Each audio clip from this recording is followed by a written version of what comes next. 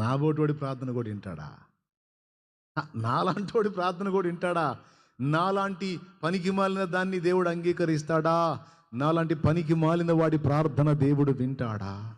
ఈ ప్రార్థనలో అడుగు వాటి నెలను పొంది ఉన్నామని నమ్ముడి, అప్పుడు అవి మీకు అనుగ్రహించబడదని ఎన్ని చోట్ల చెప్పాడు. నీ విశ్వాసం నిన్ను స్వస్థపరిచింది అన్నాడు. ఒకడట వాడి ఆలోచనలు మొత్తం ఇంకొకటికి చెబితే, ఏమండి, మానసిక శాస్త్రవేత్తలు చేసిన పరిశోధనలో చెప్పిన అంశం, ఒకటి బుర్రలో పుట్టే ఆలోచనలన్నీ ఇంకొకటికి చెబితే, పక్కోడికి చెబితే, వాడు వీడిని 11 సార్లు హత్య చేస్తాడంట. ఎన్నిసార్లు? ఒకసారి 2 సార్లు కాదు, ఏకదం 11 సార్లు చంపుతాడంట.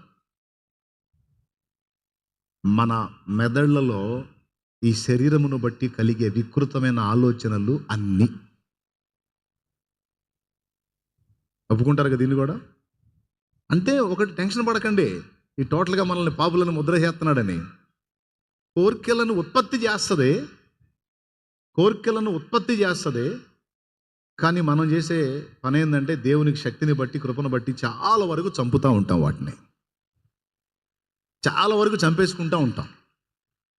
సమాజానికి భయపడి, సంఘానికి భయపడి, కుటుంబానికి భయపడి, సాక్ష్యానికి భయపడి, దేవునికి భయపడి, ఏ కారణం చేత అయితేనే మనలో రేకెత్తేటువంటి చాలా విషయాలను మనం చంపుకుంటూ ఉంటాం. అలా చంపుకోబట్టి మనుగడ సాగుతుంది. అవునా? కొంతమంది చంపలేక వాటికి చిక్కి బానిసలయ్యి సమాజంలో భయంకరంగా బ్రతుకుతున్నారు. మనలో కొంతమందికి ఆ నియంత్రణ ఉంది, అట్లా బతికిపోతున్నాం. కాబట్టి ఇప్పుడు నేను చెప్పిన ఆలోచన నిజమా కాదా? ఎవరికి వాళ్ళకి ఫీలింగ్ ఎలా ఉంటుందంటే, దేవుడు అంగీకరిస్తే నా చుట్టూ ఉన్న వీళ్ళందరిని అంగీకరిస్తాడు, కానీ నన్ను మాత్రం ఒప్పుకోడు. ఏదో సేవ చేస్తున్నాను కానీ నేనంత కరెక్ట్ కాదులే, ఎందుకంటే నేను మంచివాడిని అయితే దేవుడు ఇంకో రకంగా చూసేవాడు. నేను మంచివాడిని కాదు కాబట్టి నన్ను ఎక్కడేసిన కొంగడు ఎక్కడన్నట్టు అక్కడ పెట్టేశాడు. నేను దేవుడిని నచ్చను, ఎందుకంటే కొన్ని లోపాలు నాలో ఉన్నాయి, కొన్ని తప్పులు నాలో ఉన్నాయి, నా రహస్య జీవితంలో కొన్ని పొరపాట్లు ఉన్నాయి. ఇది ఎవరి ఆలోచన? దేవుణ్ణి ఎరగనోళ్ళ ఆలోచన కాదు.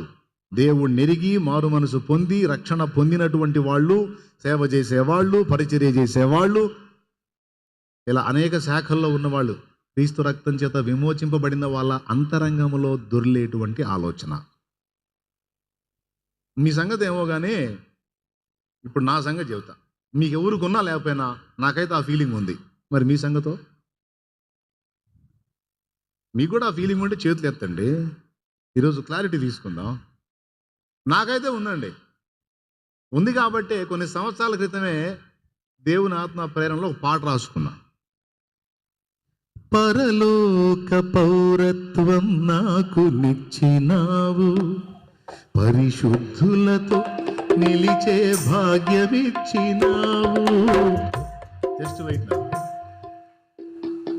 పరిశుద్ధులతో నిలిచే భాగ్యం నాకు దక్కడం ఏంటి? నేను అర్హుణ్ణి కాదు. నేను ఎవరితో నిలిచే విషయంలో గొప్ప అనుకున్నాను? ప్రభువుతో నిలవటం కాదు, అసలు పరిశుద్ధులతో నిలవటానికే తగను. అసలు నాకు ఇంత భాగ్యం అంటే ఎవరితో నిలిస్తే గొప్ప భాగ్యం? ప్రభువుతో కాదు, అసలు పరిశుద్ధులలో ఉండాలంటేనే అదొక ధన్యత, అదొక భాగ్యం, అదొక గొప్ప సంగతి. అది మీకు అర్థమైందో లేదో కానీ నాకైతే అర్థమైంది, అందుకే పాడుకున్నా. తెలుసుగా మీకు ఆ పాట పాడాల్సిన అవసరం ఏముంది? ఏమంటారు? పాడుకుంటా పోతే ఆకలి అయింది కాబట్టి అదన్నమాట సంగతి. పాడేదా? ఓకే, అట్టయితే. పరలోక పౌరత్వం నాకు నిచ్చినావు, పరిశుద్ధులతో నిలిచే భాగ్యమిచ్చినావు.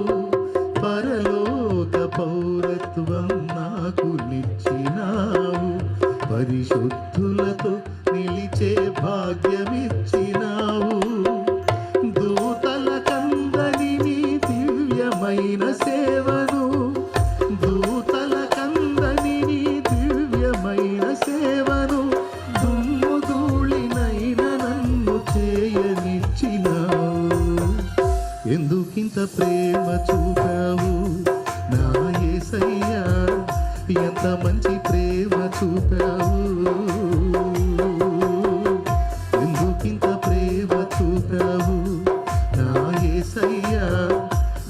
మంచి ప్రేమ చూపావు,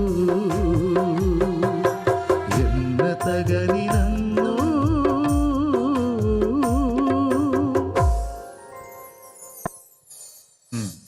ఒక మాట మీరు చెప్పేస్తే నేను కొంచెం మాట్లాడతాను. చెప్పండి, ఎంతమందికి ఉంది ఆ ఫీలింగ్?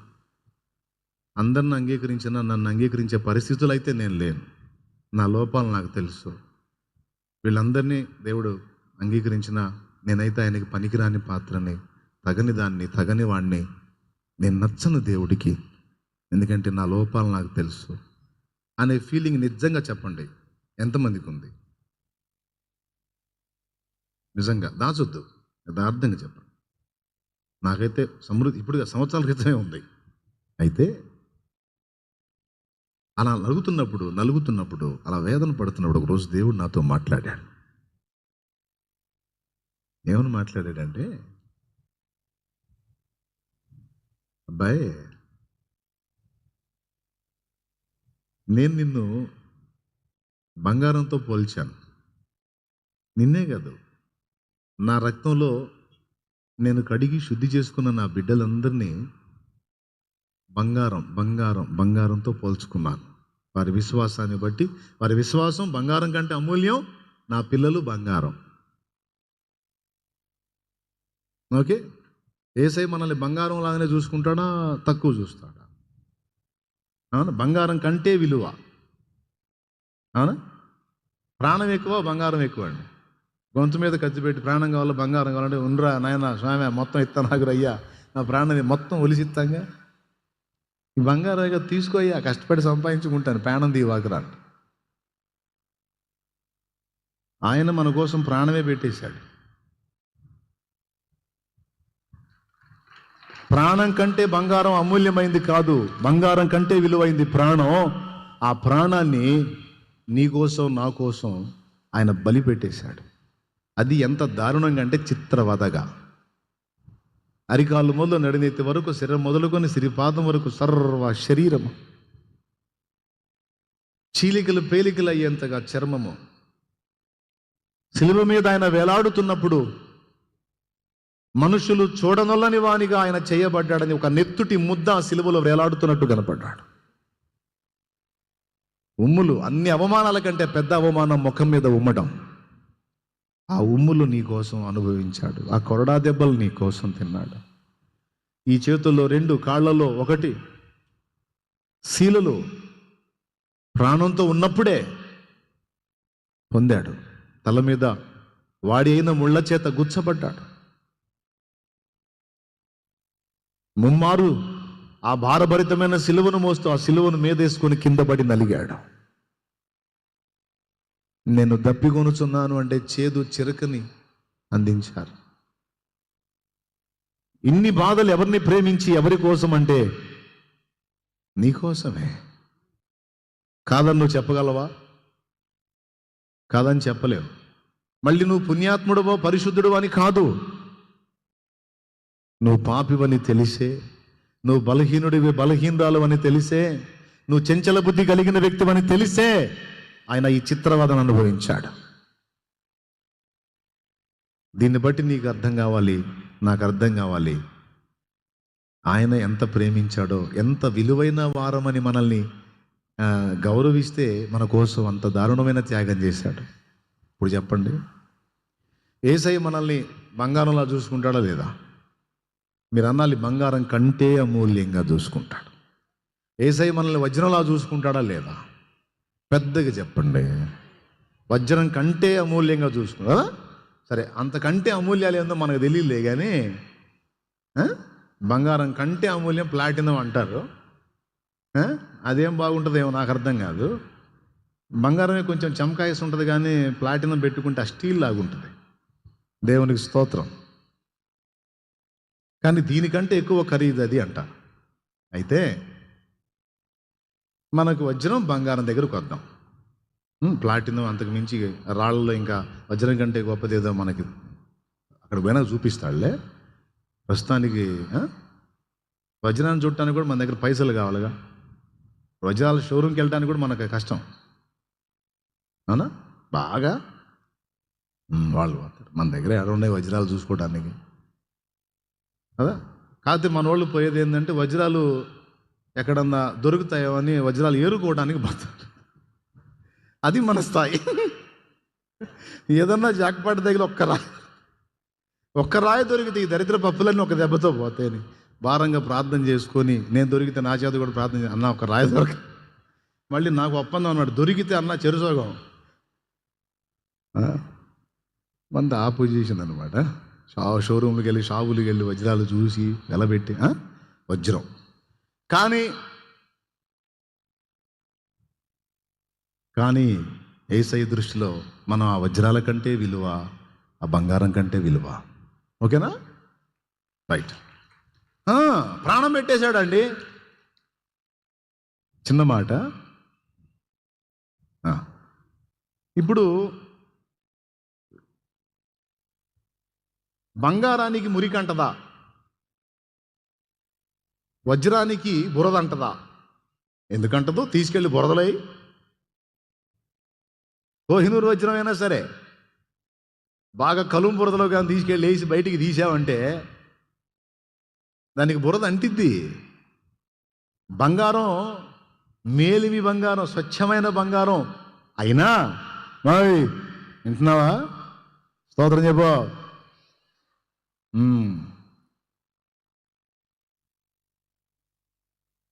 మేలిమి బంగారం అయినా బురదలో వేసి బాగా కాసేపు అట్టుంచి తీసావను, దానికి కూడా బురద అంటింది. అంటదా? వజ్రానికి బురద అంటదని రుజువు లేదు, బంగారానికి మలినం అంటదని గ్యారెంటీ లేదు. కానీ వజ్రానికి బురదంటినా అది వజ్రమే, బంగారానికి మురికంటినా అది బంగారమే.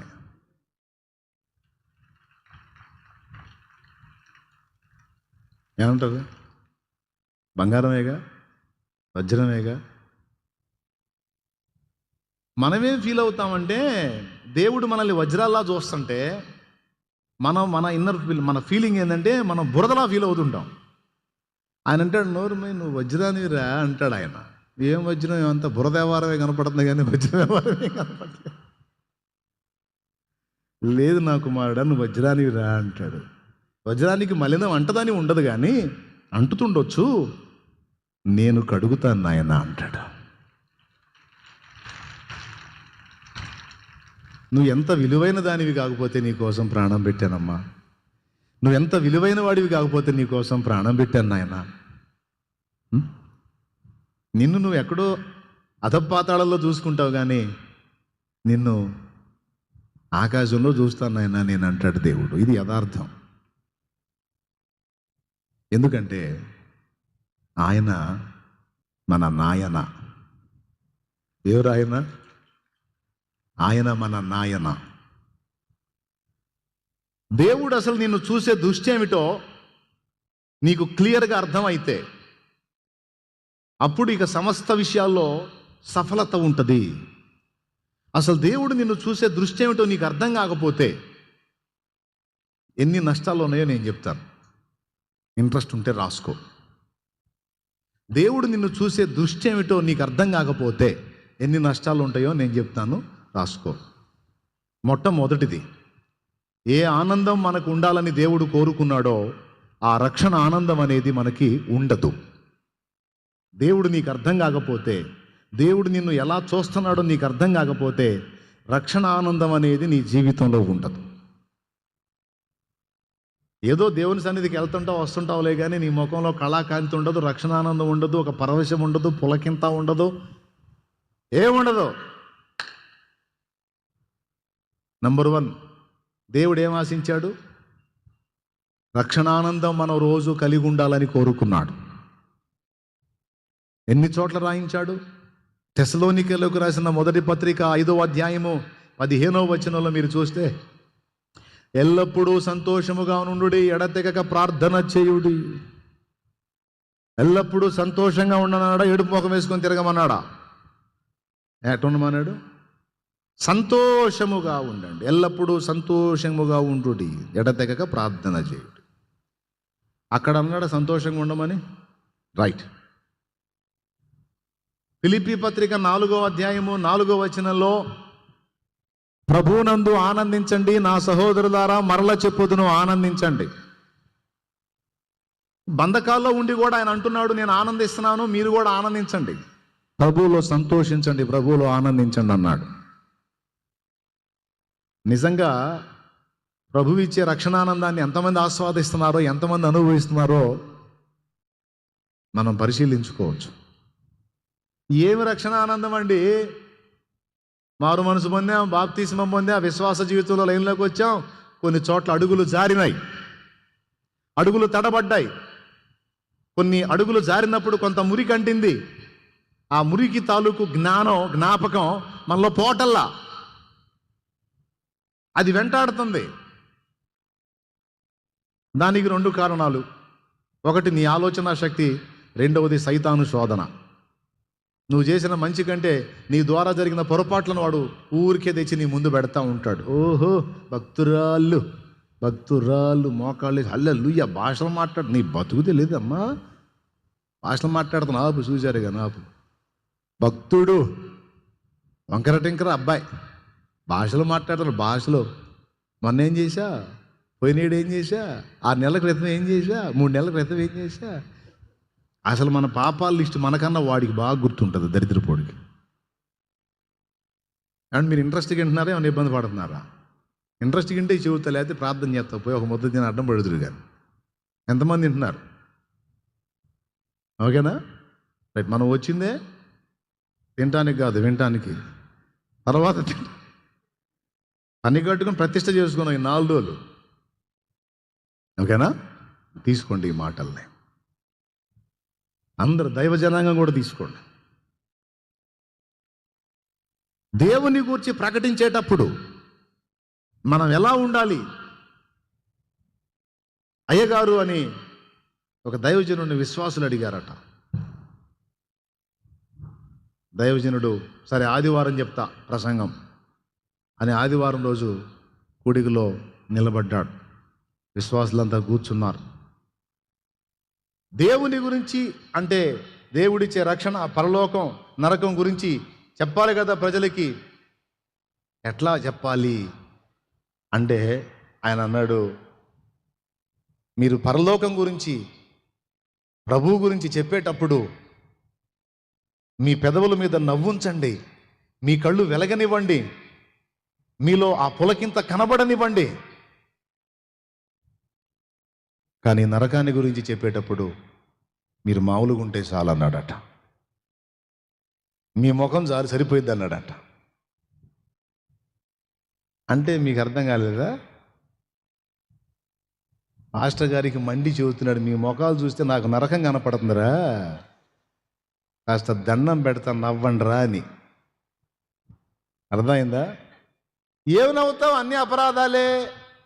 ఏమి సంతోషిస్తాం? అన్ని దోషాలే. ఒక్కదానిలో మాత్రం మనం బాగా స్పందిస్తాం, ప్రభువా నీ బిడ్డల పాపాలు క్షమించను. అవునయ్యా క్షమించ. రక్షణానందం హుళక్కేనా? ఏది రక్షణానందం? ఒక ఆయన పాడాడు, నాట్యమాడేను నాంతరంగము, ఇది రక్షణానంద భాగ్యమే. అవునా? ఏది కళ, ఏది కాంతి? తుమ్మలో పొద్దు పొడిచినట్టు ఎప్పుడు చూసినా మొఖాల్లో కళ ఉండదు, కాంతి ఉండదు. పక్క వాళ్ళకి సువార్త కూడా ఎడ చెబుతారన్నా, వదినా నమ్ముకో, నువ్వు కూడా నమ్ముకో, వేసిపోయి నమ్ముకోలే, నమ్ముకుంటే మంచిది అంటున్నాలే, నమ్ముకో. నేను నమ్ముకున్నాను, నా బతికిట తగలబడింది, నువ్వన్నా నమ్ముకోను. ఇది కళ, ఇది రక్షణానందం. ఇది ఎవరికి దక్కని భాగ్యము నీకు దక్కిందన్న ఆ స్పర్శ, ఆ స్పందన, నీలో ఆ వ్యక్తత ఏది?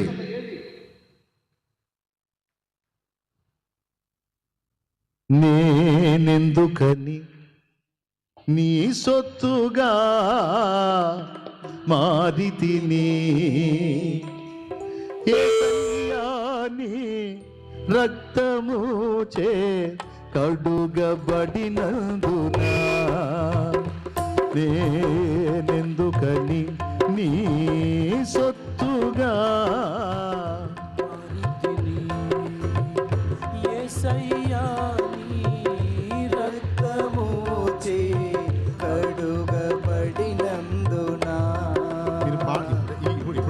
కూడా ఇప్పుడు పాడుతా కూడా మునిగిపోయినట్టే పాడుతున్నారు మీరు. మా సామ్యులు అయితే నంబర్ 1లో ముందు ఉంటాడు. యేసయ్యా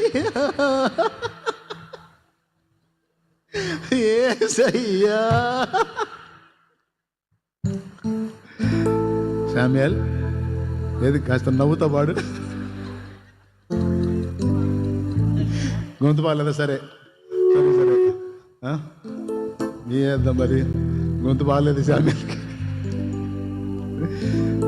అంటే ఏది సంతోషంగా ఆనందంగా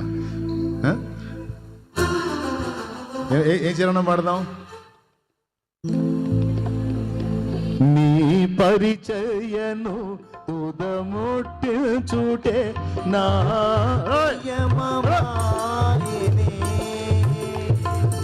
పరిచర్యను తుదముట్టించుటే నా నీ సన్నిధిలో నీ బంధు కోరి నీ స్నేహితుడానైతిని నీ పరిచర్యను అరే డోలకు మోగించున్నానా?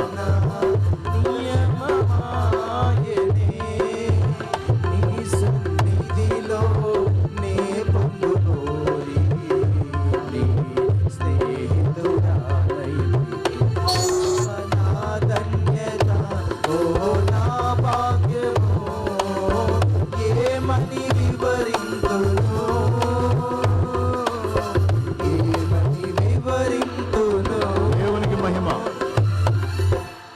ఏమండి ఎక్కడ మైక్ ఆన్ చేశారు నాన్న? అది అక్కడ హమ్మింగ్ ఎందుకు వస్తుంది? వినపడట్లేదా?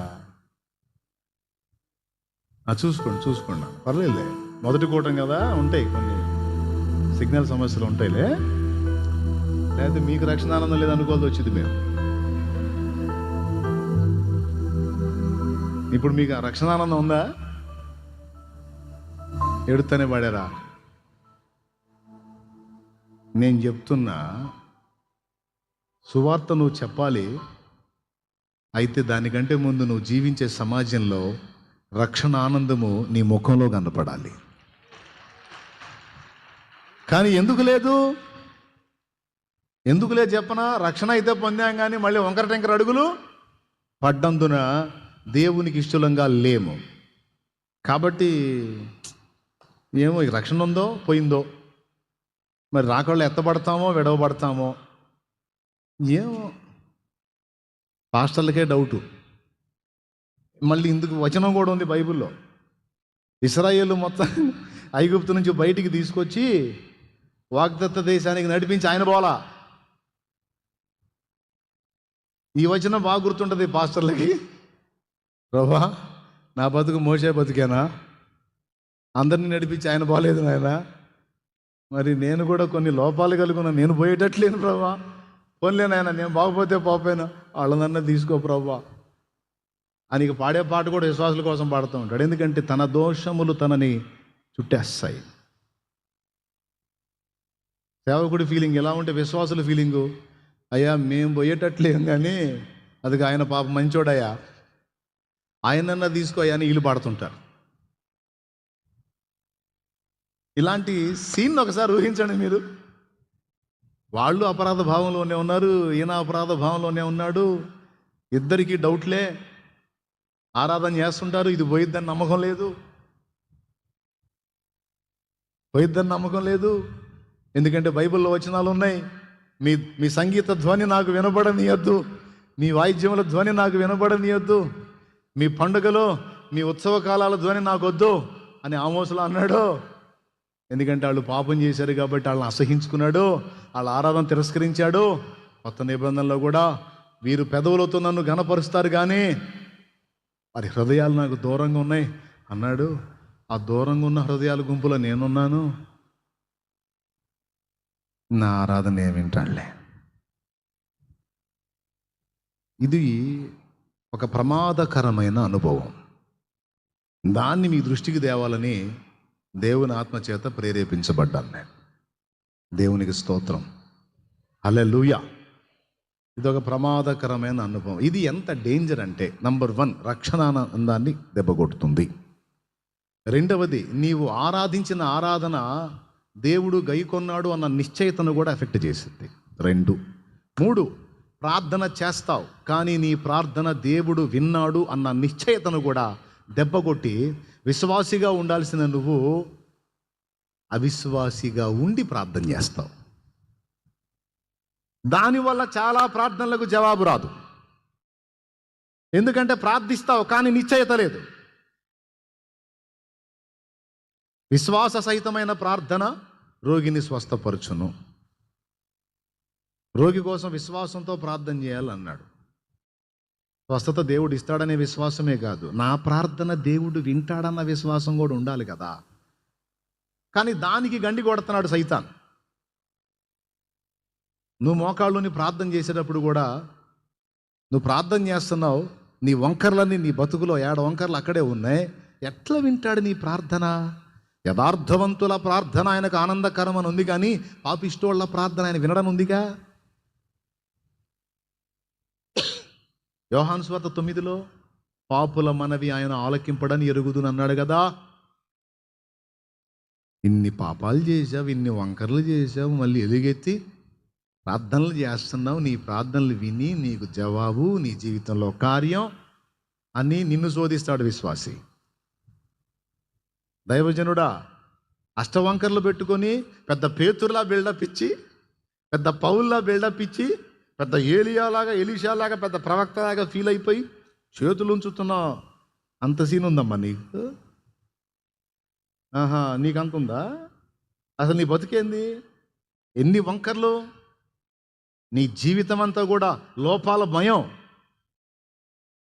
అంటే ఇక ఏం చేస్తా, విశ్వాసులు ప్రార్థన చేయకపోతే మళ్ళీ వాళ్ళు ఫీల్ అవుతారుగా, ఓహా నేను చేస్తే నువ్వు వినవని నాకు తెలుసు ముందే. ఎందుకంటే దరిద్రపు దాన్ని, నా ఆలోచనలు బాగుండవు, నా క్రియలు బాగుండవు, నా ప్రవర్తన బాగుండదు, చెత్త. కానీ ఏం చేద్దాం, సేవలో పెట్టావుగా, చేయకపోతే వాళ్ళకి డౌటు. అందుకని ఏం చేద్దాం, ప్రభువా స్వస్థపరిచే లేత లేదు, సమాధానం ఇచ్చే లేదు, ఇయ్యవలే, ఎటుగుడు ఇయ్యవలే, ఏసునామలో అడుగుచున్నాం తండ్రి, ఏమని ఇయ్యమని. లోపలేమో ఎట్టిస్తాడు. నా బోటోడి ప్రార్థన కూడా వింటాడా? నాలాంటి వాడి ప్రార్థన కూడా వింటాడా? నాలాంటి పనికి మాలిన దాన్ని దేవుడు అంగీకరిస్తాడా? నాలాంటి పనికి మాలిన వాడి ప్రార్థన దేవుడు వింటాడా? నీ సేవకుండా అయినంత మాత్రాన పెద్ద నాకేం కొమ్ములు వచ్చినాయింది. నేను లోపాల్లో ఉన్నాను, పాపాల్లో ఉన్నాను, పొరపాట్లలో ఉన్నాను, అపరాధాల్లో నా ప్రార్థన వింటాడా? లోపలేమో ఇది, బయటికేమో ప్రార్థన. చూడు, ప్రార్థనకు దెబ్బ పడుతుంది. చూడు, విశ్వాస సహితమైన ప్రార్థన కార్యాలు జరిగిస్తుంది. మీరు ప్రార్థనలో అడుగు వాటి నెలను పొంది ఉన్నామని నమ్ముడి, అప్పుడు అవి మీకు అనుగ్రహించబడదని ఎన్ని చోట్ల చెప్పాడు. నీ విశ్వాసం నిన్ను స్వస్థపరిచింది అన్నాడు. విశ్వాసం ఎంత కీలకం ప్రార్థనకు జవాబు రావడానికి. కానీ మన అపరాధ భావం అనేది ప్రార్థన విషయంలో ఉంచాల్సిన విశ్వాసానికి గండి కొడుతుంది. అందువల్ల భక్తులు ప్రార్థించిన ప్రార్థనలకు చాలా వరకు జవాబులు రావు. ఎందుకంటే విశ్వాస సహితమైన ప్రార్థన వేరు, విశ్వాస రహితమైన ప్రార్థన వేరు. ఎందుకు మన ప్రార్థన విశ్వాస రహితమైన ప్రార్థన అవుతుంది అంటే, దేవుడు మనల్ని అంగీకరించడు. ఎందుకంటే మన లైఫ్లో కొన్ని పొరపాట్లు ఉన్నాయి. అందుకే మనల్ని తొందరగా పాపం చేయించడానికి, పొరపాటు చేయించడానికి వాడు ముందు ప్రేరేపిస్తాడు. ఎందుకంటే అలా ప్రేరేపించి మనం లొంగి బుక్ అయితే తర్వాత మనల్ని ఆడుకోవచ్చు. అందుకని ఆఫర్లన్నీ ముందుకు తీసుకొచ్చి పెట్టి కానీ కానీ కానీ అని ముందు నెడతా ఉంటాడు పాపంలోకి. ఎందుకు తెలుసా? తర్వాత శోధించడానికి. మరి ఇప్పుడు ఏం చేయాలి? నిజంగా దేవుడు నిన్ను అలానే అనుకుంటున్నాడా? మరి దావీదు బత్షెబా విషయంలో, ఊరియా విషయంలో చేసినటువంటి పొరపాట్లను బట్టి ప్రతిఫలాన్ని పొందుతున్న దినాల్లో అబ్షాలోము దగ్గర అహీతోపెల్ అనేవాడు చేరాడు. చేరి తండ్రి మీద విషాన్ని నూరిపోస్తున్నాడు. తండ్రి మీద కొడుక్కి విషాన్ని నూరిపోస్తున్నాడు. విషాన్ని నూరిపోస్తుంటే కొడుకు ఫిక్స్ అయిపోయాడు. వీడంటాడు, మీ నాన్న తక్కువ అంచనా వేయకరబ్బాయే, మీ నాన్న పరాక్రమం నీకు తెలియదురా. మీ నాన్నను అలాగ వదిలేసావంటే ఏదో ఒక టైంలో వచ్చి నీ మీద పడి నిన్ను గాజేసి మళ్ళా సింహాసనాన్ని ఎక్కుతాడు. శత్రుశేషం రుణశేషం ఉండకూడదు అంటారు. ఇప్పుడైతే తరమబడుతున్నాడు కదా, నువ్వు పర్మిషన్ ఇవ్వు, వెంటబడి తరిమి మీ నాయనను హతం చేద్దాం. ముందు మీ నాయనను లేపేద్దాం, తర్వాత మిగిలిన విషయాలన్నీ అని ఈ దౌర్భాగ్యుడి అహీతోపెల్ అనేవాడు ఆలోచన చెప్పాడు. ఎవరికి? కొడుక్కి. ఎవరి మీద? తండ్రి మీద. వాడు కూడా ఆలోచన తీసుకున్నాడు, అబ్షాలోము అనేవాడు. అయితే ఈ ఆలోచన ఇట్లా చెప్తున్నాడన్న సంగతి దావీదుకు తెలిసిందే. దావీదు అప్పుడు దేవుని కోపాన్ని అనుభవిస్తున్నాడు. దేన్ని అనుభవిస్తున్నాడు చెప్పండి? ఎందుకంటే సింహాసనం పోగొట్టుకుని అడవుల పాలయ్యాడు. అప్పుడు దేవుని కోపాన్ని అనుభవిస్తున్నాడు దావీదు. ఆ టైంలో ఈ అహీతోపెలు ఇలాంటి ఆలోచన చెప్తున్నాడని దావీదుకు తెలిసి ఏమని ప్రార్థిస్తాడో తెలుసా? దేవా దేవా, అబ్షాలోముకి దురాలోచన చెప్తున్న అహీతోపెలు ఆలోచన చెడగొట్టవా అని ప్రార్థిస్తాడు. అహీతోపెలు ఆలోచన చెడగొట్టవా అని ప్రార్థిస్తే దేవుడు ఏం చేస్తాడో తెలుసా? ఆ మనవి విన్నాడు. ఏంది నీ మాట నేను వినేది? నువ్వు ఊరియాని నిర్దోషిని ఎందుకు చంపావు? నీ పొరుగువాని భార్యను తీసుకోవద్దని చెప్పాక ఎందుకు తీసుకున్నావు? నేను వినను అనలా. ఆల్రెడీ అనుభవిస్తున్నాడుగా, బాధను అనుభవిస్తున్నాడుగా. ఆ దావీదు ప్రార్థన విన్నాడండి. విని హూషైని పెట్టాడు అక్కడ. అప్పుడు హూషై చెప్పాడు, అహీతోపెలు ఈ ఆలోచన చెప్తే హూషై అన్నాడు, అబ్షాలోము, మీ నాన్నని వెంటాడి చంపటం అంత తేలిక అనుకున్నావా? అసలు తెలుసా మీ నాన్న గురించి నీకు? పరాక్రమశాలిరా మీ నాన్న, అంత తేలిగ్గా నీకు చిక్కుతాడు అనుకున్నాయిందే. జనాల్లో ఉంటాడు, పట్టుకొని కొట్టేద్దాం అనుకుంటున్నావా? యుద్ధశూరుడు రాయన, జనులతో కూడా నీ తండ్రి బస చెయ్యడు. ఏ గుహలోనో ఏ పొదలోనో దాగి ఉంటాడ్రా. ఆయన చాలా డేంజర్ మనిషిరా. కొడుకు అన్న సెంటిమెంట్తో దాటి అవతలకి వెళ్ళాడ్రా. ఏమాత్రం వెళ్ళి ట్రై చేసావా? మిస్ అయిందా? నీ నాన్న దెబ్బకి సింహం గుండె వంటి గుండె గలవారు కూడా దిగులొందుదురు. తక్కువ అంచనా వద్దురా. లేడి కాళ్ళు లేక కాదురా కాలం వచ్చి చిక్కింది. దానికి మళ్ళా కాళ్ళు ఇచ్చాడు అనుకో, ఆ లేడి కాదు, ఇక పులి అయిద్దిరా సింహం అయిద్దిరా, నిన్ను చీల్చిచ్చండి. అట్లయితే వద్దులే అనుకున్నాడు అబ్షాలోము. అహీతోపెలు ఆలోచన చెడగొట్టాడు దేవుడు. దావీదు ప్రార్థన విన్నాడా లేదా? ఎప్పుడు? కోపాన్ని దావీదు అనుభవిస్తున్న తరుణంలోనే దావీదు ప్రార్థన దేవుడు విన్నాడు. ఇప్పుడు నూతన నిబంధనలో ఉన్న మన విషయానికి వద్దాం. పాపాలు చేయండి, ఏం కాదులే, దేవుడు వింటాడులే అని చెప్పట్లా. నేను సమర్థింపు కోసం చెప్పట్లా. ఎట్ట చేస్తామండి? పరిశుద్ధులుగా ఉండటానికి పిలువబడ్డాం. తెలిసి తెలియక అడుగులు జారితే అడుగులు వెనక్కి తీసుకోవాలి, కానీ జారిన దగ్గరే కూర్చుంటామా? ఉండంగా. సరే, అడుగులు జారినాయి, వెనక్కి తీసుకున్నాం, ఆయన రక్తాన్ని ఆశ్రయించాం, కడిగేసుకున్నాం, శుద్ధీకరణ జరిగిందన్న స్పర్శ నీకు ఎందుకు రావట్లేదు? సాతాను నిన్ను అక్కడ మోసం చేస్తున్నాడు. గుర్తుపెట్టుకో, దేవుడు నిన్ను ఏ దృష్టితో చూస్తున్నాడంటే వజ్రములాగా నిన్ను చూస్తున్నాడు. వజ్రం అనేది 100 ఒక్కలైనా దాని విలువలో ఇంత తేడా రాదు. అర్థమైందా? చెప్పండి. వజ్రం 100 ఒక్కలైనా దాని విలువ మారిద్దా? బంగారం ఎంత మలినమంటినా, లేకపోతే ఎన్ని ముక్కలు చేసినా బంగారాన్ని, ఇదే ఎన్ని ముక్కలు చేసేది అసలు, అబ్బే ఏం కాదు, ఎన్ని మొక్కలైనా సరే దేనికి తగ్గ తూకం దానికి ఉంటుంది. విలువ మారదు. కాళ్ళ కింద నలిగిన గాని మల్లె పరిమళం మారేన, మెలికలెన్ని తిరిగిన గాని బంగారు కువెల తరిగేనా. విన్నారా? కాళ్ళ క్రింద నలిగిన గాని మల్లె పరిమళం మారేనా. మెలికలిన్ని తిరిగిన గాని బంగారు కువెల తరిగేనా. మనుషులెంత నవ్విన గాని మనసు గాయపరచిన గాని, మనుషులెంత నవ్విన గాని యేసు మనసులోని స్థానం ఎన్నడైన మారేనా. ప్రభువు నిన్ను వీడేనా. యేసు మనసులోని స్థానం ఎన్నడైన మారేనా. ప్రభువు నిన్ను వీడేనా. అనుకున్నావా నిన్ను నీవే దీనునిగా, చేశాడయ్యా యేసు నిన్ను ఉన్నత పాత్రగా. అయి ఉన్నావా ఆత్మ విషయమై దీనునిగా, అందుకోసమే నచ్చా.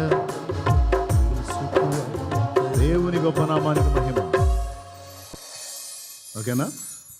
ఇప్పుడు చెప్పండి, రక్షణానందం పోతుంది, ఆరాధన చేసినా అది అక్కడికి చేరుతుందన్న నిశ్చయిత లేదు. కాబట్టి ఆరాధనలో కూడా జీవం పోతుంది. ఇది దేవుడి దగ్గరికి చేరిద్ది అని నిశ్చయిత ఉంటే ఎగిరెగిరి ఆరాధించబుద్ధి అయింది. నా ఆరాధన కూడా వింటాడా, అప్పురా షోలు అంటాడేమో. పోయిందా? పోయింది. ప్రార్థన, నా ప్రార్థన కూడా వింటాడా, పోయింది. 4, సువార్త భారం కూడా పోయింది. సువార్త భారం పోయింది. రక్షణ రక్షణ రక్షణ రక్షణ పొందిన నేనే నీ వంక టింకర్లో ఉండి ఇంత దోషిగా బతుకుతున్నాను, నాకే విడుదల రాలేదు, ఇంకా వాళ్ళకేం వచ్చిందిలే అని మన కళ్ళ ముందు ఆత్మలు తిరుగుతున్నా వాళ్ళకేం చెప్పబుద్ధి కాదు. ఎంతమంది ఒప్పుకుంటారు ఈ సంగతి? ఒప్పుకుంటే చేతులు ఎత్తండి. ఎందుకు సువార్త వ్యాపించట్లేదు, ఎందుకు చెప్పట్లేదు అంటే నరకం పరలోకం సంగతి ఏమో కానీ అసలు ముందు నేను పోతానా? నేను పోయేదే గ్యారంటీ లేదు, ఎందుకంటే నా దోషాలను బట్టి. మరి ఇంకొకరిని నమ్ముకోరా అంటే మరి వాడు నాలా, నేను ఇంత సీనియర్ని నేనే ఎట్లా ఉంటే మరి ఎంత డేంజర్ అవుతుందో చూడండి. ఒక్కసారి ఆలోచించండి. అసలు దేవుని మనస్సులో మన స్థానం ఏంటి, దేవుని హృదయంలో మన చోటేంటి, దేవుడు నిన్ను ఎలా చూస్తున్నాడు?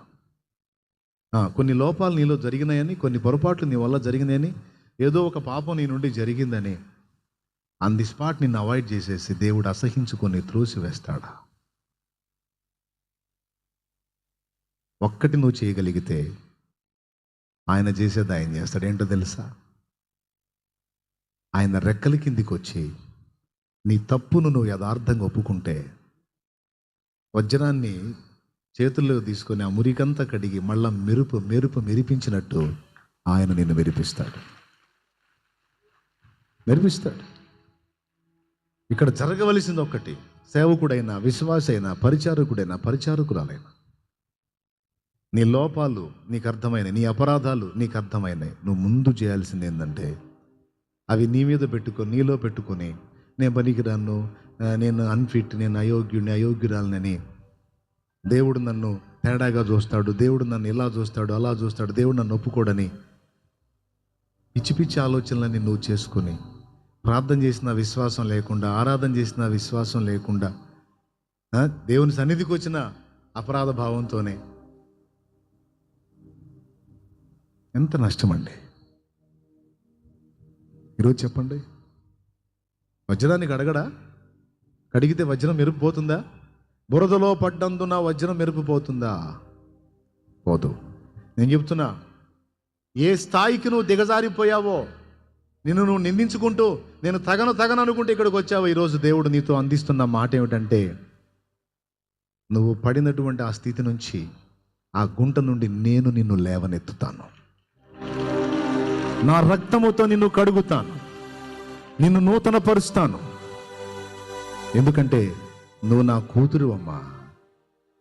నువ్వు నా కొడుకు నాన్న, నా కొడుకు రా, నా ప్రాణం పెట్టాను నాన్న నీకోసం. అంత తేలిగ్గా నిన్ను ఎందుకు విసర్జిస్తాను నేను?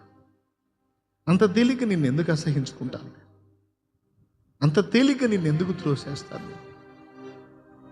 నీ అపరాధ భావాలు నీ దగ్గర పెట్టుకొని నాకు ఎందుకు దూరం అవుతున్నావు? నాతో కలవలేకపోతున్నావు, నాతో మాట్లాడలేకపోతున్నావు. ఎందుకు అంటే నేను తగను కదయ్యా, నాకు అర్హత లేదు, నేను పనికిరానిలేయా అనుకుంటా దూరం అయిపోతున్నాను. ఎందుకట్లా? ఈ కార్యం కోసమేనా నేను నీ కోసం ప్రాణం పెట్టాను. నువ్వు నా కుమారుడివి, నా కుమార్తెవి. తప్పిపోయిన కుమారుడు పందుల దొడ్లోకి పోయినప్పుడు ఏమనుకున్నాడండి? తప్పిపోయిన కుమారుడు పందుల దొడ్లోకి పోయినప్పుడు ఏమనుకున్నాడు? నేను కొడుకుగా ఉండటానికి తగను, దాసుడుగానైనా అక్కడ ఉందాం. వాని మనసులో వాని ఫీలింగ్ ఏంటంటే, నేను కొడుకును కాను, దాసుణ్ణి. నేను కొడుకుకు తగను, పనివాణ్ణి. ఆ మనసుతో అతను వచ్చాడు. తండ్రి నిజంగా అంతే వదిలేశాడా? అవునరా, నువ్వు అన్నది కరెక్టే, నువ్వు కొడుకు తగవురా, నువ్వు పనోడివేరా అన్నాడా? అల్లా, రే నోరు మీరా, తెలిసి తెలియక ఏదో తేడా పడ్డావు. తేడా పడి నువ్వు అక్కడ ఉండలేదు కదరా, ఉండలేకపోయావు కదరా, నాకు దూరంగా ఉండలేకపోయావు కదరా, నేను కావాలని వచ్చావు కదరా నా దగ్గరికి. ఇవి వచ్చింది చాలు నాన్న. నీ స్థితి అంతటిని నేను మారుస్తాను. నీ స్థితి అంతా నేను మారుస్తాను రా. కడిగిన ముత్యంలా నేను చేస్తాను నిన్ను. నీ మనసులో నేను దాసుడను నువ్వు అనుకుంటే సరిపోతుందా? నా మనసులో రావద్దా? నీవు నా కుమారుడవే, నీవు నా కుమారుడవే. ఎవరక్కడ? అయ్యా యజమానుడా చెప్పండి. వీని కాళ్ళకి చెప్పులు తోడగండి, వీని మీద ఉన్న ఆ మలిన వస్త్రాలు తీసేయండి, ప్రశస్తమైన వస్త్రాలు కట్టబెట్టండి, వీని తలకి నూనె పెట్టండి, వీని శుభ్రపరచండి, వాని చేతికి ఉంగరం పెట్టండి. నేను ఆయన దగ్గరికే వెళ్తాను దాసుడిగా. ఎందుకంటే శాపాన్ని అనుభవిస్తున్నాను, వేదనను అనుభవిస్తున్నాను. కనీసం ఆయన దగ్గరికి వెళ్తే పట్టడం అన్నమన్నా దొరికింది, బ్రతికిపోతాను, అంత మాత్రం చాలు నాకు అనుకుని వెళ్తే, తండ్రి దగ్గరికే వెళ్తే తండ్రి వాడిని పనివాడిగా వదిలేలా, దాసుడుగా అంగీకరించలా, మళ్ళా కొడుకుగా. అది ఏ కొడుకుగా? చచ్చిపోయి తిరిగి బ్రతికిన కొడుకుగా. ఏమండి, చచ్చిపోయాడన్న కొడుకు గురించి ఎంత వేదన పడతాం, వాడు తిరిగి బ్రతికితే ఎంత సంతోషపడతాం. తిరిగి బ్రతికొస్తే ఎట్లుంటుందండి? ఆ ఆనందాన్ని వర్ణించడం సాధ్యమా? ఆయన అంటున్నాడు, నీవు చనిపోయి తిరిగి బ్రతికిన కొడుకురా, నువ్వు తిరిగి వచ్చిందే నాకు సంతోషం అని ఒక్కసారిగా అతని స్థితిని మార్చి అతన్ని మళ్ళా కొడుకుగా స్వీకరించి తన స్థానాన్ని తనకిచ్చాడు. ఒక మనుషుడే అలాగుంటే మన పరలోక తండ్రి మన ఎడల ఎలా ఉంటాడో నువ్వు ఊహించవా? మన యేసయ్య మన ఎడల ఎలా ఉంటాడో ఊహించవా? ఏమంటారు బిడ్డలారా? ఏమంటారు? ఒకసారి చెప్పండి మీరు. ఇప్పుడు మనం చేయాల్సిందేంటి? ఈ మొదటి కూటంలో మనం చేయాల్సిందేంటి? దేవుడు నీ తండ్రి, నువ్వు దేవుని కొడుకువి, కూతురువి. పొరపాట్లు జరగక మాను. చిన్నవో పెద్దవో లోటుపాట్లు, లోపాలు జరుగుతాయి. వాటిని ఆయన రెక్కల కిందికి వచ్చి ఒప్పుకొని ఎప్పటికప్పుడు శుద్ధి చేసుకొని ఆ కుమారత్వాన్ని, ఆ అంశాన్ని గూర్చిన విశ్వాసాన్ని, ఆ నిశ్చయితని ఎప్పుడూ పోనీయకుండా స్థిరంగా కలిగి ఉండటానికి మీరు జాగ్రత్త తీసుకోండి. ఇప్పుడు చెప్పండి, దేవుడు ఏ దృష్టితో చూస్తున్నాడు నిన్ను? చెప్పు. బంగారంగా చూస్తున్నాడా? వజ్రంలాగా చూస్తున్నాడా? ఇంకా కొడుకుగా. నీ కొడుకు 100 సార్లు నీ ఎదుట తేడా చేశాడు, వెలేసావా? 101సారి వాడు క్షమాపణ అడిగినా కూడా తగలబడ్డావులే, వేధవా వేధవా కదా అంటావు. అంతేగాని ఎన్నిసార్లు రా ఇంక ఒప్పుకోను, గెట్ అవుట్ అంటావా? వాడు సారీ చెప్పిన ప్రతిసారి కరిగిపోతా. అలాగని దాన్ని ఆధారం చేసుకొని పాపం చేద్దామని నేను చెప్పట్లేదు బిడ్డలారా. దేవుడు ఇంత కృపగలవాడు, ప్రేమ గలవాడు, కనికర సంపన్నుడు అని దాన్ని ఆధారం చేసుకుని విచ్చలవిడిగా బతుకుదామని చెప్పట్లే. ఎట్లా బతుకుతాం? అందుక ప్రాణం పెట్టింది. పరిశుద్ధ జీవితం జీవించడానే కదా. అయినా కొన్ని లోటుపాట్లు జరుగుతున్నాయి. దానివల్ల అపరాధ భావం వల్ల నువ్వు బలహీనపడి ప్రార్థనలో సత్తువు కోల్పోతున్నావు, దేవుని సహవాసానికి దూరం అవుతున్నావు. నీ సాటి సహోదరులు నశించిపోతుంటే వారి గురించి నువ్వు ఆలోచనే మానుకున్నావు. శత్రువు నీ తండ్రి ఆస్తిని స్వాధీనం చేసుకున్నాడు.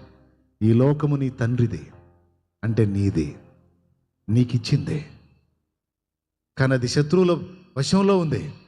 దాన్ని సొంతం చేసుకోలేకపోతున్నావు. ఒక దైవజనుడుగా, దైవజనురాలిగా, విశ్వాసిగా, క్రీస్తు శిష్యుడిగా మనం శత్రుగవని స్వాధీనపరచుకోవద్దు. సైతాను గాడిని తోలుడేటట్టు తన్ని ఆత్మల్ని లాక్కోవద్దు, బయటికి తీసుకురావద్దు. నాశనంలో, శాపంలో, పాపంలో, త్రాగుల్లో, చీకటి జీవితాల్లో బలైపోతున్న బ్రతుకులను బయటికి తేవద్దు. వాళ్ళంతా మన తండ్రి సృష్టి కదా, నీ సహోదరులు కదా. వారిని రక్షించాల్సిన బాధ్యత నీదే కదా, నాదే కదా, మనదే కదా. కానీ వీటన్నిటినీ గండికొట్టింది ఈ అపరాధ భావం అనేది. అదొక్కటి సరిచేయబడితే, దేవుని హృదయంలో నీ స్థానం ఏంటో క్లియర్గా నీకు అర్థమైతే, అప్పుడు నీ ప్రార్థన విశ్వాసంతో ఉంటుంది. దానికి జవాబు కూడా తీవ్రంగా ఉంటుంది. అప్పుడు నీ ఆరాధన ఇంపైన సువాసన అవుతుంది దేవునికి. అప్పుడు నీలో రక్షణానందం నిలబడుతుంది. అంతేకాదు, ఆత్మల కొరకైన భారం అప్పుడు నీలో ఏర్పడుతుంది. ఎందుకంటే ఇది నా తండ్రిది, ఆయన నా తండ్రి. ఇక చాలా సంగతులు బ్యాలెన్స్ అయిపోతాయి. పాపానికి కూడా దూరం అయ్యే అవకాశం ఉంది. ఎందుకంటే నా తండ్రి పరిశుద్ధుడు, నేను కూడా పరిశుద్ధంగా బ్రతకాలి. అన్ని బ్యాలెన్స్ అవుతాయి. దేవుని మనసులో నీ స్థానం ఏదో నీకు అర్థమైతే. ఎంతమందికి అర్థమైందండి? ఎందుకంటే నువ్వు మహిమ శరీరాన్ని ధరించుకొని లేవు, మట్టి శరీరంలో ఉన్నావు. కానీ ఇది మట్టే, కానీ దీని లోపల ఆత్మ వజ్రం ఉంది లోపల. అర్థమైందా? అర్థమైందా? ఆకలైందా? ఇప్పుడు వద్దామా దేవుని పాదాల దగ్గరికి, మోకాళ్ళ మీద ఏమని అడుగుదాం దేవుణ్ణి? ఇంతవరకు ఏ వైఫల్యాల గురించి నువ్వు కృంగిపోయావో, దిగులు పడ్డావో, వేదన పడ్డావో, ఏ పాపాన్ని బట్టి, ఏ పొరపాటును బట్టి దేవుడు నా ప్రార్థన వినడు, దేవుడు నన్ను అంగీకరించడు, దేవుడు నా ఆరాధన లక్ష్య పెట్టడు, ఇంతమందిని ఒప్పుకున్నా నన్ను ఒప్పుకోడని ఏ పాపాన్ని బట్టి నువ్వు అనుకున్నావు, ఒప్పుకో. ఈరోజు ఒప్పుకో. ఇది శుద్ధి చేసుకునే సమయం. ఈ మొదటి కూటంలో నీ దోషాలు, అతిక్రమాలు, అపరాధాలు అన్నీ కూడా ఒప్పుకొని శుద్ధీకరణ పొందే సమయం. కృపగల దేవుడు నీతో మాట్లాడున్నాడు. తప్పిపోయిన కుమారులాగా, కుమార్తెలాగా నువ్వు ఏ స్థితిలో ఉన్నావో రా, నీ తండ్రి దగ్గరికి, ఆయన రెక్కల నీడలోనికి పరిగెత్తు. ఆయన నిన్ను ప్రేమిస్తున్నాడు. ఆయన నిన్ను ఇంకా ప్రేమిస్తున్నాడు. ఇక ముందుకు నువ్వు ప్రేమిస్తాడు. మరణం వరకు ఆయన ప్రేమించాడని ఉంది, అంతము వరకు వారిని ప్రేమించనానుంది. రండి నాయన, మోకాళ్ళ మీదకి వద్దాం. నా సేవను ఎందుకు దీవిస్తాడులే దేవుడు, నేను యోగ్యుని కాదుగా, నాలో మంచి లేదుగా అనుకోవద్దు. రాయనాయన, మోకాళ్ళ మీదకి రా నాయన, దేవుని పాదాలు పట్టుకున్నారా. నన్ను కడుగు నాయన, నీ రక్తంతో కడుగు. నేను కూడా నీ కుమారుణ్ణి, నేను కూడా నీ సొత్తునే కదా తండ్రి. అయ్యా, నీకోసం బతకాలని ఆశగా ఉంది, నీ చిత్తం చేయాలని ఆశగా ఉంది. ఇది కాదు, ఇంకా విస్తారమైన ఆత్మలని నీ తట్టు ఆకర్షించాలని ఆరాటం ఉంది నాయన. నాకు చేసిన పరిచర్య కాదయ్యా, ఇంకా చేయాలి. ఇంకా అనేక ఆత్మలని నీ తట్టు ఆకర్షించాలి. అనుగ్రహించు తండ్రి. నీ దృష్టిలో నా స్థానం ఇంత గొప్పగా ఉందని నేను అనుకోలేదయ్యా. అందరికంటే నీచురాల్ని అనుకున్నాను నాయనా. నిజంగా దోషాన్ని బట్టి అనుకుంటే తప్పులేదు, కానీ నేను క్షమించాను, నువ్వు నా బిడ్డవి అన్న తర్వాత కూడా నేను అలా ఉండకూడదు కదా తండ్రి. నన్ను క్షమించు ప్రభువా. ఈరోజు ఈ మహాకూటములలో, ఈ మొదటి కూటంలో నా తప్పులన్నీ నీ ముందు ఒప్పుకుంటున్నానయ్యా. నీ రక్తముతో కడుగున్నా తండ్రి. దాసుని దోషములు ఎంచకయ్యా, దాసురాలి దోషములు ఎంచకయ్యా. నీవు కాకపోతే మమ్మల్ని ఎవరు క్షమిస్తారయ్యా? నీవు కాకపోతే మమ్మల్ని ఎవరు విడిపిస్తారయ్యా? అయ్యా, నా నోటి తొందరను క్షమించు నాయన, నా ఆలోచనల తొందరని క్షమించు నాయన, అడుగులు జారి చేసిన పాపములను క్షమించు నాయన, నా హృదయాలోచనలు క్షమించు నాయన, ఈర్ష్య ద్వేషాలు అసూయ మచ్చరాలతో కొన్ని పొరపాట్లు చేశాను, మన్నించు నాయన. నన్ను నీ రక్తంతో కడుగు నాయన. అడుగుమా, అడుగు అడుగు అడుగు అడుగు అడుగు. ఆయన నిన్ను కడిగినప్పుడు నీ దోషములనే కాదు, దాని ఫలితంగా వచ్చిన వేదన, దుఃఖం, శాపం కూడా తొలగిస్తాడు. చాలాసార్లు యేసయ్య అన్న మాట, నా కుమారుడా నీ పాపములు క్షమింపబడి ఉన్నవి అని. ముందు పాప క్షమాపణనిచ్చి తర్వాత స్వస్థపరిచాడు. ఇప్పుడు ముందు మనం క్షమాపణ పొందాలి, క్షమాపణ పొందాలి.